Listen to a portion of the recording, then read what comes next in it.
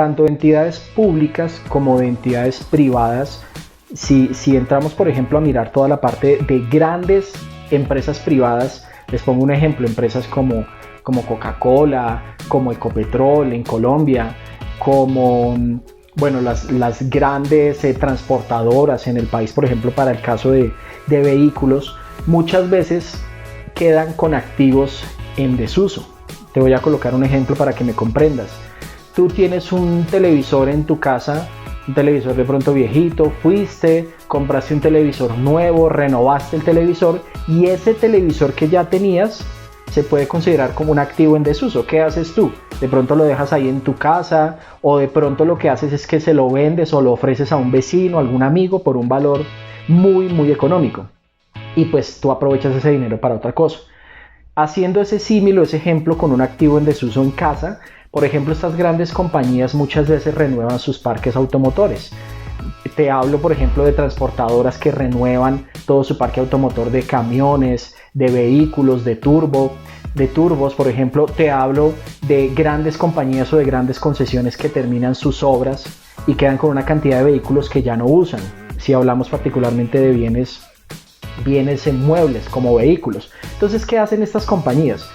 No hacen un ejercicio de venta directa uno a uno, no, muchas veces contratan a un tercero, regularmente un martillero, que ya tienen este tipo de experiencia, y lo que hacen es que toman todo ese lote, todo ese parque automotor, y en un solo ejercicio hacen una sola subasta y salen de todos esos vehículos que están en muy buen estado, que son totalmente funcionales, y por supuesto que las personas que los obtienen por un valor muy por debajo del comercial, y lo que hacen estas grandes empresas o compañías, pues recuperan allí algo de liquidez y ese dinero lo invierten en cualquier otro proyecto que tengan, ¿no? o en definitiva quedan con una liquidez después de hacer este tipo de ejercicios. Entonces, si hablamos de empresa privada, se maneja sobre todo por ese tipo de activos en desuso. Ya si hablamos por entidades del Estado, también hay todo tipo de bienes. Ahí ya hablamos sobre todo de bienes muebles y de bienes inmuebles. Bienes muebles, por ejemplo, como finca raíz. Entonces, cuando son por entidades del Estado, muchas veces es por algún tipo de deuda donde el Estado está haciendo una intermediación entre unas partes que hay implicadas. Normalmente, por ejemplo, cuando son procesos judiciales donde hay un demandante y un demandado, el demandante está reclamando algún tipo de dinero que le adeudan por cualquier tipo de situación, y hablando a modo generalizado, porque ya si vamos a entrar a los casos puntuales hay diferentes tipos de procesos.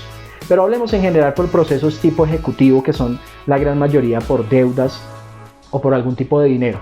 Entonces el Estado entra a hacer una intermediación donde los acreedores, que son las personas a las cuales les deben el dinero, están tratando de reclamar, por supuesto, esos dineros que les deben, y siempre hay algún tipo de garantía que hay detrás de esos procesos. Muchas veces esas garantías son bienes, casas, apartamentos, lotes, fincas, acciones, a veces animales también, bovinos, gallinas, bueno, lo que ustedes se puedan imaginar de todo detrás de este tipo de elementos. Entonces, eso para explicarles a un modo grueso la parte de las subastas y los remates por el Estado. Si hablamos de la diferencia entre subastas y remates, podríamos decir que la diferencia radica en el cómo se lleva a cabo el tipo de diligencia.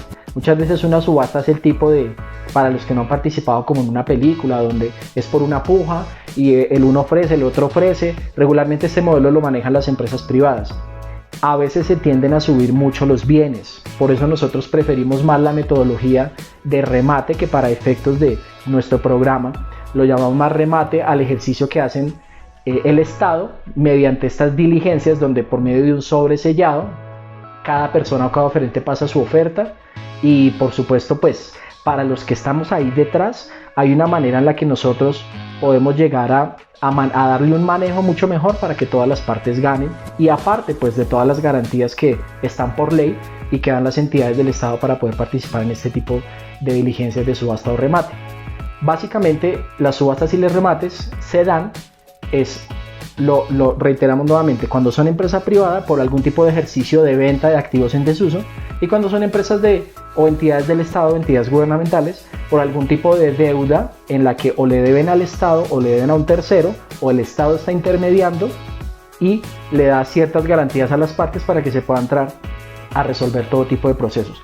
La ventaja para el que compra es que compra y todo le queda al día, todo es por medio o está establecido y parametrizado por la ley, es un proceso supremamente seguro. Entonces es el motivo por el cual se dan las subastas y los remates en Colombia.